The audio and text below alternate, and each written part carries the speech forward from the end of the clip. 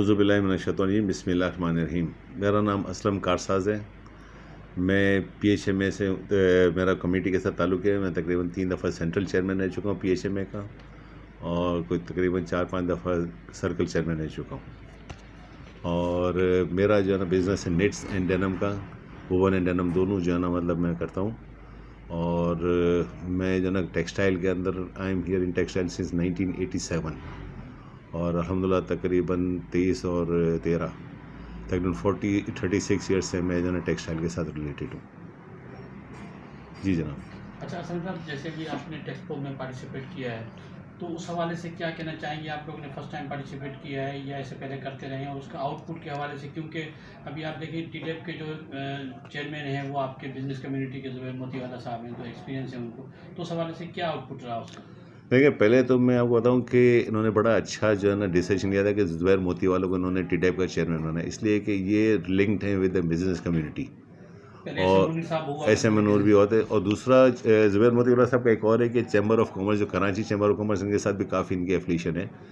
तो एक अच्छा है जो हमारा जो है ना बीच में लिएजन के लिए करके एक ऐसे लोग को इन्होंने रखा हुआ है जो हमारी मजबूरी भी समझते हैं, परेशानियाँ समझते हैं, और गवर्नमेंट के साथ भी जो है ना इंटरलिंक्ड है वो। और मैंने काफ़ी ओवरसीज़ एग्जीबिशंस अटेंड किए मैंने, और ये भी जो कराची में जो एक्सपो हुआ था इसमें बड़ा अच्छा इन्होंने जो है ना मतलब हमें सपोर्ट किया। TDEP ने जिस तरीके से इसका रोल अदा किया, मैं कहता हूँ अगर ये इसी तरह से कंटिन्यू रहेगा तो पाकिस्तान के लिए करके बहुत ही फ़ायदेमंद होगा।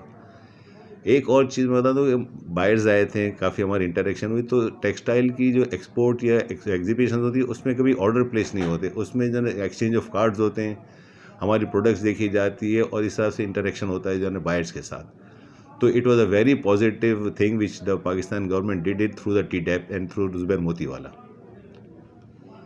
अच्छा, इसमें सुनने में आ रहा है काफ़ी अरब डॉलर का जो है इसमें बिजनेस मैच्योर हुआ है, इसमें MOU साइन हुए हैं। देखिए, मैं आपको वही उसमें अफ्रीकन कंट्रीज़ के काफ़ी लोग आए हुए थे, बिजनेस कम्युनिटी आई हुई थी जी। इसमें मैं आपको ये बताया था पहले भी कि देखें, एग्जीबिशन में कभी ऑर्डर प्लेस नहीं होते, लेकिन अंडरस्टैंडिंग डेवलप होती है। अफ्रीकन कंट्रीज़ के अंदर अभी उन्होंने भी गारमेंट शुरू किया हुआ है, जो आजकल जो है ना मतलब कि काफ़ी जगह पे ट्रेंड चला हुआ है। तो अफ्रीकन कंट्रीज़ को बेनिफिट किया कि यहाँ से इनको फैब्रिकेशन में आसानी हो जाती है। जिस तरह मैंने अभी फरवरी के अंदर मैंने जो ना पेरिस के अंदर जो एग्जीबिशन अटेंड की थी, वहाँ पर मैंने विज़िट की, काफ़ी अफ्रीकन कंट्रीज़ के वहाँ पर बूथ्स थे, और वो जो है फैब्रिकेशन के लिए करके बांग्लादेश, पाकिस्तान, वियतनाम सब जगह से वो जो है बाई करते हैं। तो एक बहुत अच्छी अपॉर्चुनिटी थी हमारे लिए, जो अफ्रीकन कंट्री से भी काफ़ी आए थे, तो हमारी फैब्रिकेशन के लिए, एक्सपोर्ट के लिए करके एक बड़ा अच्छा सपोर्ट मिल सकता है इसमें। सही। अच्छा, दूसरा सर, अभी आप देखें कि एक डॉलर की वेरिएशन हो रही है, हमारा डॉलर शूट अप कर गया है, तो उसका कुछ इफेक्ट पड़ रहा है हमारी इंडस्ट्रीज़ पर या हमारी एक्सपोर्ट के ऊपर? देखें, मैं आपको बता दूं, पहले तो आप एक बात ये समझ लें कि हमारी जो भी गवर्नमेंट हो, हम बांग्लादेश और पाकिस्तान के अंदर आप देखें क्या चीज़ कॉमन है। बांग्लादेश का जो फॉरेन एक्सचेंज अर्न किस तरह होता है, या तो इनकी अपने बांग्लादेश के काफ़ी लोग जो ना फॉरेन कंट्रीज़ में काम करते हैं तो फॉरेन रेमिटेंस आता है, दूसरा उनकी एक्सपोर्ट है। ये दो चीज़ें बांग्लादेश के पास, सेम थिंग हमारे पास है। बट अनफॉर्चुनेटली बड़ा ही जो ना मतलब कि तकलीफ बात है कि हमारी गवर्नमेंट इस चीज़ को समझ नहीं रही है कि दो चीज़ों की वजह से हमारा जो हम 1 बिलियन के लिए करके जो IMF के जो ना मतलब कि हर चीज़ पूरी करने के लिए बैठे हुए, जिससे हालात ख़राब हो गए इस मुल्क के अंदर। और इस गवर्नमेंट ने हमेशा गवर्नमेंट ये कोशिश रहती कि IMF से हमको मिल जाए। मेरी कुछ जो बैंक्स हैं, इनसे मेरी मीटिंग हुई थी अबाउट वीक बैक। उन्होंने लगा कि बताया कि तकरीबन 5 महीने के अंदर $3.2 बिलियन की रेमिटेंस कम आई है। अब आप मुझे बताएं कि हम 3.2 बिलियन रेमिटेंस के लिए कोई मेहनत नहीं कर रहे हैं। आप देखें गैप कितना बड़ा है इंटर बैंक के अंदर और आपका जो ओपन मार्केट में। अब इतने बड़े गैप के अंदर आप कैसे एक्सपेक्ट कर सकते हैं कि जो ना जो रेमिटेंस आएगी वो ऑफिशियल तरीके से आएगी। हालात जो हो गए उस वजह से लोग क्या कर रहे हैं कि जो ना रेमिटेंस भेज नहीं रहे हैं, और वो क्या कर रहे हैं कि जो ज़रूरत की चीज़ होती है उसके लिए करके यहाँ पर अपनी फैमिलीज़ को भेजते हैं, बाकी नहीं भेज रहे हैं कि वो एक्सपेक्ट कर रहे हैं कि शायद और बढ़ जाएगा। तो जब तक हम ये जो ना difference of exchange between the open market and inter bank का नहीं ख़त्म करेंगे, तब तक हमारी रेमिटेंस नहीं आएगी, जो सबसे बड़ी जो ना सपोर्ट होती है पाकिस्तान की इकोनॉमी के लिए। दूसरी तरफ आ जाएँ जो ना मतलब इसके आपका क्या नाम है एक्सपोर्ट में। मुझे आप बताएं कि एक्सपोर्ट वो चीज़ है जो कमाओ पूते इस मुल्क के लिए करके। अब एक फैमिली होता है जिसमें किसी का बच्चा जो है ना कमा के देता है, तो उसको माँ बाप उसको गोद में लेके घूमते। हमारा ये हाल है कि जी हम कमाओ पूते हैं लेकिन हमारी कोई सुनाई नहीं है। अब ये देखें कि बात बहुत बड़ी बड़ी करते हैं कि हम सब्सिडी दे रहे थे आपको जो एक्सपोर्टर्स को बिजली के उसमें और गैस के अंदर। सबसे पहले आप समझ लें कि सब्सिडी नहीं दे रहे थे वो। एक्चुअली हमने एक जो ना PHM ने जावेद विल्वानी की जो ना मतलब के कायदे तरीके हमारे हैं, उनके साथ रह के हमने टीम बना के हमने पूरी रिसर्च की कि रीजनल रेट्स क्या है। देखिए हमारा कॉम्पिटिटर कौन है इस रीजन के अंदर, इंडिया, बांग्लादेश, पाकिस्तान है, वियतनाम है, दूसरी सारी कंट्रीज़ हैं। तो हमने एक पूरी रिपोर्ट बना के देखिए रीजनल जो रेट्स हैं इलेक्ट्रिसिटी गैस के वो आप एक जैसे रखें ताकि we can compete those market. अब हमारे और उनके रेट में इतना फ़र्क होगा तो हम कैसे हमारी कॉस्ट ऑफ जो है प्रोडक्ट को कम ले गए कि हम कम्पीट कर सकें उनको। तो गवर्नमेंट बार बार कह दी कि हम सब्सिडी दें, it's not an subsidiary, it's a level playing field with the neighbouring countries with are the competitive of Pakistan. तो सबसे पहले तो उन्होंने हमारा जो ना मतलब कि जो ना टांगे काट दी, जो ना मतलब गैस के उन्होंने जो ना मतलब नॉर्मल रेट कर दिए। फिर जो 5 जो टेक्सटाइल इंडस्ट्रीज़ के जो एक्सपोर्ट थे उनके सब के जितने भी जो है बेनिफिट्स दिए थे विद द रीजनल कंट्रीज़ के साथ जो है मतलब के रेट्स को बराबर करने के लिए उन्होंने सारे इंसेंटिव्स ख़त्म कर दिए। अब आप मुझे बताएं कि इस तरीके से कैसे चलेगा। दूसरा आप ये देखें कि हमारे मुल्क में कोई ऐसी चीज़ नहीं होती जिसकी वजह से हम बायर्स को यहाँ पर बुलाएं। अभी लास्ट वीक बांग्लादेश की जो वज़ीर आज़म है उन्होंने जो ना मतलब के जो H&M करके जो ब्रांड है उनकी हेड को बुलाया था और उनसे डिस्कशन की कि आप बताएं कि आपको हम क्या सपोर्ट कर सकते हैं, हमें यहाँ पर क्या प्रॉब्लम आपको आती है ताकि हम आपको और एक्सपोर्ट बढ़ाएं। आप मुझे बताएं कि हमारा गवर्नमेंट लेवल पे कोई ऐसी चीज़ हो रही है कि आप देखें कि आप बिजनेसमैन से बैठें, आप जितनी एक्सपोर्टर्स एसोसिएशन उनके साथ बैठें, फाइनेंस मिनिस्टर को चाहिए, आपके जो ना मतलब के जो कॉमर्स मिनिस्टर उनको चाहिए कि ये एक्सपोर्टर्स के साथ बैठ के बात करेंगे हम किस तरीके से यहाँ पर बिज़नेस लेंगे, क्या प्रॉब्लम्स आ रही हैं यहाँ पर, क्या what you people are facing here. अब सबसे बड़ी बात तो यही है कि जब गवर्नमेंट को यहाँ पर पड़ी नहीं है कि हम एक्सपोर्ट कैसे बढ़ाएं तो हम कैसे तरीके करेंगे। दूसरी एक बहुत बड़ी समझने की बात यह है कि बांग्लादेश को कनाडा, यूरोप सब जगह पे जो है ड्यूटी फ्री एक्सेस क्यों दिया गया था कि पर कैपिटा इनकम उनकी पहले बहुत कम थी। अभी जो पर कैपिटा इनकम जो ना जो बांग्लादेश की है दैट इज़ $2500 और पाकिस्तान की इज़ $1560। तो इसका मतलब ये हो गया कि per capita income of Pakistan is less than Bangladesh. लेकिन आज भी आप ये देखेंगे बांग्लादेश जो है वो आज भी जो ना गेटिंग द बेनिफिट्स ऑफ जो ना लेस पर कैपिटा इनकम।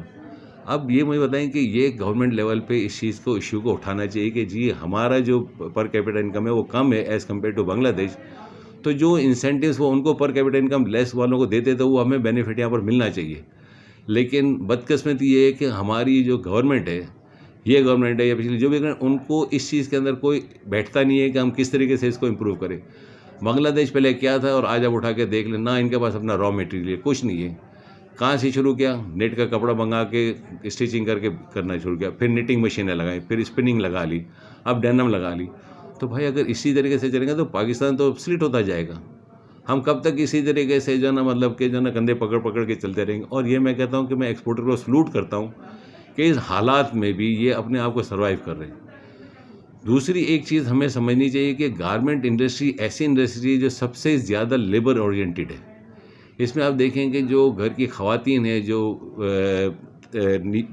कम जो ना मतलब उस वाली हैं उनको जो यहाँ पर जो है ना ज़रिया माश मिलता है, जॉब्स मिलती है। जो दूसरे लोग हैं तो आप ये देखें एक गारमेंट इंडस्ट्री तकरीबन जो ना 1500-2000 लोगों को जो है ना जॉब्स देती है। अब अगर आप जो है ना मतलब इन्हीं पॉलिसीज़ के ऊपर अगर नज़रअंदाजी नहीं करेंगे और इसको इग्नोर करते रहेंगे तो एंड ऑफ द डे क्या होगा जी, ये जो ना इंडस्ट्रीज बंद हो जाएगी। जो SMEs वगैरह हैं, जो बड़ी बड़ी इंडस्ट्रीज हैं, ये कहाँ जाएगी लेबर? अल्लाह माफ़ करे कि ये फिर कहाँ जाएंगी, लूट मार शुरू हो जाएगी, बदअमनी शुरू हो जाएगी, अनारकी शुरू हो जाएगी। तो इसमें आप ये देखें कि गवर्नमेंट को और आवाम को इससे कितना बेनिफिट है, लेकिन इस चीज़ को आज तक कभी किसी ने सीरियस लिया ही नहीं और ना ले रहे हैं। तो मेरी एक रिक्वेस्ट ये होगी कि आप सीरियसली एक प्लेटफॉर्म बनाएं जिसमें एक्सपोर्टर्स के आप पैनल बनाएं, उनको एक जो ना मतलब के कमेटी बनाएं जिसके अंदर ये पूरी इंडस्ट्रीज़ के लिए करके एक रिपोर्ट बनाए, सर्वे करें और फिर एक पुटअप करें, उसके ऊपर किस तरह से एक्शन लेना है उस तरीके से मशावरत करके फिर एक कमेटी के हिसाब से हम उनको पुटअप करें रिपोर्ट। तो सबसे आगे क्या लाएमल करना है, क्या एक्शन लेना है, उस हिसाब से जो ना इम्प्लीमेंट करवाएं। हम ये नहीं कहते हैं कि हम आपको जो क्या करते हैं, हम रिपोर्ट बना के आपको पुटअप करेंगे, फिर इसके अंदर आप सीरियसली हमसे बैठ के डिस्कशन करें। डिस्कस करने के बाद फिर आप बताएंगे इसके अंदर क्या एक्शन ले सकते हैं ताकि हमारी एक्सपोर्ट बांग्लादेश से काफ़ी बेहतर हो सकती है।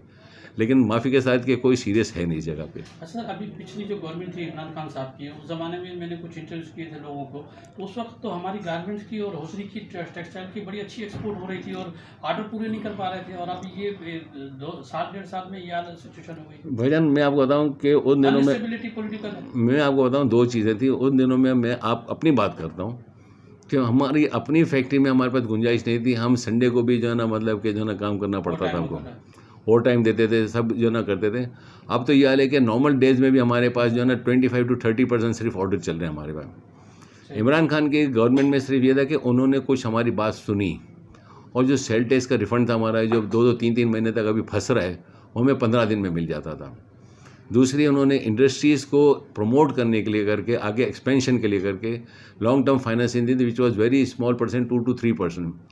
अब कुछ लोग कहते हैं कि जी वो मशीनें मंगा ली। भाई मुझे बताओ कि अगर ये मशीनें मंगा के मैंने कोई घर में तो वहाँ पर नहीं सजा के रखनी है। ये मशीनों को मैं यूज़ करूँगा, उससे प्रोडक्ट निकलेगी। जब नई नई मशीनरी आप लेके आओगे, आपकी फाइनेंशियल कॉस्ट कम होगी, तो ज़ाहिर बात है उसका बेनिफिट्स मिलेगा। और अल्लाह माफ़ कर दे, अभी तो जो फाइनेंसिंग के जो रेट चल गए हैं, तब तो हम अपना सर्वाइव नहीं कर सकते। जिन्होंने जो ना लॉन्ग टर्म इसने नॉर्मल बैंक से फाइनेंस लेंगी हुई है, उनके सर्वाइव करना मुश्किल हो गया है।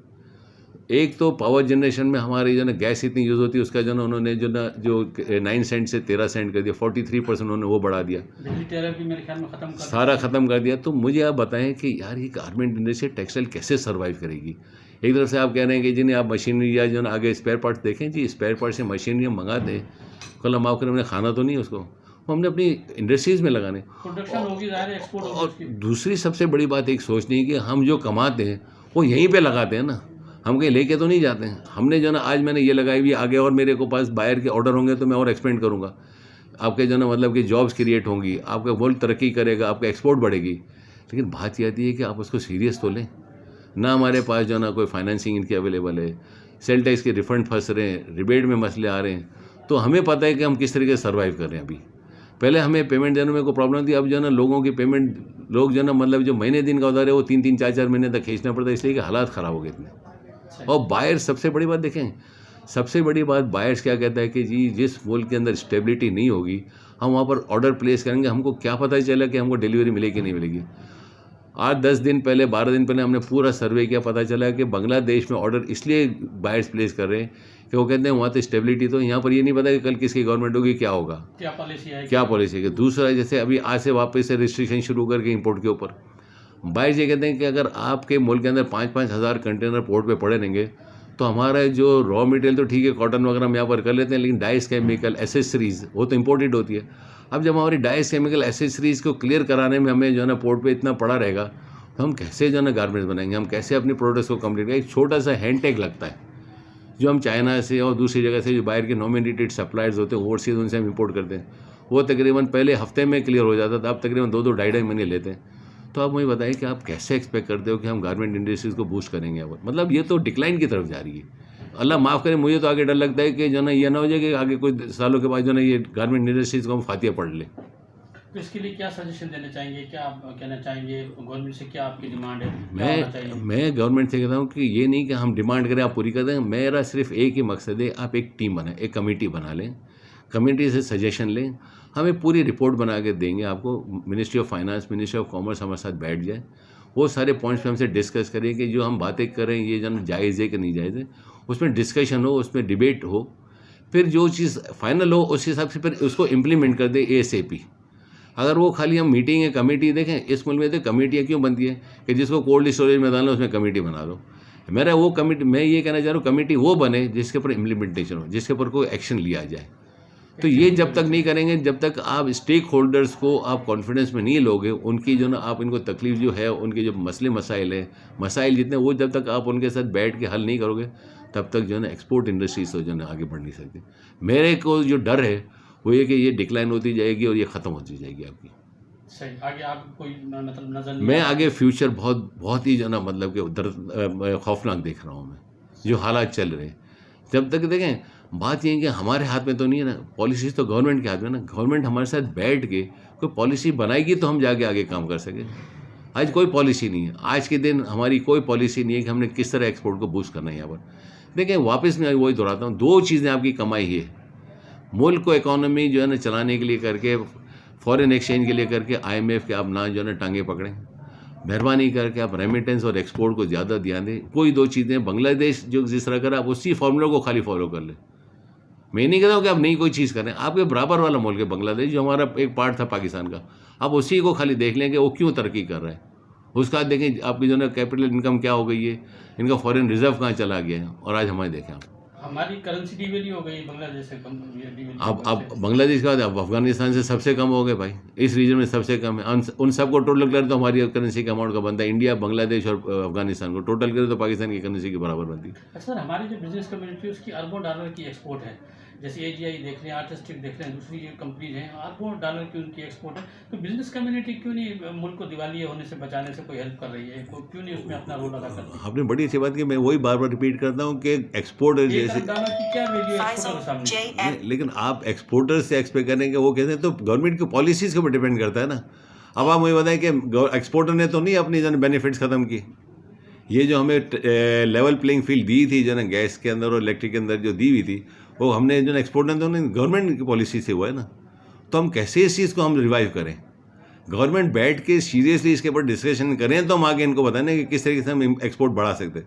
लेकिन गवर्नमेंट बैठनी ही नहीं चाहती है, सीरियस ही नहीं हो रही है कि भाई मैं IMF के पीछे क्यों इतना अपना टाइम ज़ाया करूँ, मैं अपने एक्सपोर्टर के साथ टाइम ज़ाया करूँ ना अपना, जिसमें मुझे सामने बेनिफिट तो होगा। अब आप मुझे बताएं ना कि जिस जगह पे आपको पता है कि आप वहाँ पर जो है ना मतलब कि कुआं खोदते आपको पता है पानी नहीं मिलेगा, आप खोदते रहेंगे उधर, तो फायदा नहीं। जहाँ पर आपको पता है कि यार यहाँ पर मैं 100 फुट खोलूँगा पानी मिल जाएगा, अब उसको तो कुछ नहीं कहना, मैंने जहाँ पर पता नहीं मिलेगा अब उसे खोदे जा रहे हैं। तो IMF के रखने पीछे रखने से क्या होता है, आप अपना एक्सपोर्ट बढ़ाएं, रेमिटेंस बढ़ाएं। ये दो चीज़ें हैं जो बांग्लादेश की सर्वाइवल है, वही आपके लिए सर्वाइवल है, लेकिन आप उस चीज़ को ध्यान नहीं देना चाहते, आप उसको इंपॉर्टेंट नहीं देना चाहते। तो भाई इस तरीके से तो नहीं चलता है। लेकिन एक्सपोर्टर इटसेल्फ तो जो ना अपनी अरबों रुपए की एक्सपोर्ट तो नहीं बढ़ा सकता है अनलेस देखें हम जो है ना मतलब गवर्नमेंट और हम एक साथ चलेंगे तो इस मुल्क का फ़ायदा होगा, वरना हम नहीं चलेंगे तो इसी तरह हालात होते जाएंगे और अल्लाह माफ़ करे और बदतर होते जाएंगे। तो we have to take it serious this issue. थोड़ा सा जरा अपने बैकग्राउंड के हवाले से बताइए, आप एसोसिएशन वगैरह से भी एसोसिएट रहे, तो क्या जी देखें, मैं तकरीबन 20-25 सालों का हमारे कायदे तरीके जावेद दिलवानी, और हम तकरीबन 25 साल से बड़ा स्ट्रगल कर रहे हैं, बड़ा कोशिश कर रहे हैं कि जो ना कहीं इसलिए कुछ गवर्नमेंट के अंदर हमें बेनिफिट मिल जाता है कि वो हमारी बात सुन लेते हैं, उससे फिर गवर्नमेंट को फ़ायदा भी होता है कि उससे जो ना आपका जो ना मतलब फॉरेन रेमिटेंस बढ़ जाता है, आपकी फॉरेन एक्सचेंज बढ़ जाता है। लेकिन काफ़ी दफ़ा मैंने देखा है कि जो ना ये चीज़ जो है ना सीरियस ऑफ गवर्नमेंट नहीं होगी तब तक नहीं होता है। और दूसरी सबसे बड़ी बात आप देखें कि हम ये अपने एक्सपोर्टर्स बांग्लादेश में ये चीज़ नहीं, एक्सपोर्टर्स यहाँ लेके तकरीबन 40 गवर्नमेंट के डिपार्टमेंट, सिंध गवर्नमेंट के डिपार्टमेंट को हम हैंडल करते हैं। अरे भाई आप वन विंडो कर दो इसको, जो आपको लेना है ना वो हमसे एक ही जगह, यहाँ पर हम 10 लोगों को मुँह देते हैं, हर एक आता है वो अपना मुंह उठा के आ जाता है कि जी हमको जना मतलब ये सोशल सिक्योरिटी ये हो भी आए नहीं अपने क्या ना वेट एंड मेजर्स जो ना इलेक्ट्रिक इंस्पेक्टर, ये इंस्पेक्टर, इन्वायरमेंट। अरे भाई आपने तो यहाँ पर जो ना एक्सपोर्टर का आधा टाइम तो आप इसी में ज़ाया करते हो। अगर आप एक वन विंडो कर दो, हम नहीं कहते हैं क्या आप वन विंडो करके आप उसको जैसे कि आप कहते हैं आई लो, तो आप अपना बनाए ना लॉ, देखें law of the land follow किया जाता है, ये नहीं कि दूसरा कहता। लेकिन हम वहाँ पर सीरियस बैठने ही नहीं चाहते, रोज़ाना कोई ना कोई जन फिटिंग लगी हुई होती है। तो मेरा मकसद कहने का है कि आप डूइंग अपने ईज़ ऑफ बिज़नेस को करें, आप डूइंग जो ना बिज़नेस को आसान करें, ताकि जो ना यहाँ पर हम जो ना कंसंट्रेट करें अपने एक्सपोर्ट के ऊपर। अब इन चीज़ में उलझे रहेंगे तो आगे कैसे बढ़ेंगे हम फिर। अच्छा, PHMA के हवाले से बता रहे थे, आपकी एसोसिएशन रही है उसे, तो PHMA का अल्हम्दुलिल्लाह ये है कि जो ना पूरे पाकिस्तान में जितनी भी टेक्सटाइल एक्सपोर्टर एसोसिएशन है, इसमें PHMA काफ़ी जो ना मतलब कि बड़ा रोल करती है। जितने मसाइल आते हैं जो ना एक्सपोर्टर्स के, जिन जिन चीज़ों में होते हैं, तो उधर PHMA के लेवल पे उसको बड़ा जो ना टेक किया जाता है और उसको रिजॉल्व किया जाता है। और कोई ऐसी चीज़ नहीं कि हाँ अपनी तरफ से बड़ी कोशिश होती है। अब जहाँ पर हमारी मजबूरी है, जहाँ पर हमारे गवर्नमेंट सपोर्ट नहीं करती, वहाँ पर फिर हम जो है ना मतलब कि पीछे हट जाते। लेकिन जहाँ तक जिस हद तक होती है एक्सपोर्टर्स एसोसिएशन जितनी भी है, उनमें सबसे ज़्यादा PHMA का जो ना रोल पैदा करता है कि जो ना हर चीज़ के मसले हल करता है अल्हम्दुलिल्लाह। सर आपकी जो ये कंपनी है कारसाज टेक्सटाइल, थोड़ा इसके हवाले से बताइए, कब से एस्टेब्लिश हुआ, एक्सपोर्ट कहाँ कारसाज टेक्सटाइल अल्हम्दुलिल्लाह 1987 से एक्सपोर्ट में है ये, और हमारे ज़्यादा एक्सपोर्ट है 60-70% USA और तकरीबन 30-40% टू यूरोप है। और मैं बीच में 2010 से 2015 तक बंद करके चला गया था, इसलिए कि मैंने कहा यहाँ पर तो कोई सुनाई नहीं है। लेकिन बात ये है कि then again I came back in 2015 और वहाँ मेरी फैक्ट्री यही थी, ये सब एज इट इज़ पड़ा था। मैंने वापस से अपना शुरू किया। मैंने कहा नहीं यार, इस मुल्क के लिए कुछ करें। इसलिए मैं वहाँ जाके देखता था कि यार ज़्यादातर प्रोडक्ट्स बांग्लादेश के और इसकी तो दिल जलता था। मैं कहता मैं अपनी फैक्ट्री बंद के वापस जाके मेड इन पाकिस्तान के प्रोडक्ट शुरू करूँ और एक्सपोर्ट करूँ। तो अल्हम्दुलिल्लाह ये है कि कोशिश पूरी कर रहे हैं। अब आगे अल्लाह ताला की जो मर्ज़ी और गवर्नमेंट की जो पॉलिसीज़ हो उससे ज़्यादा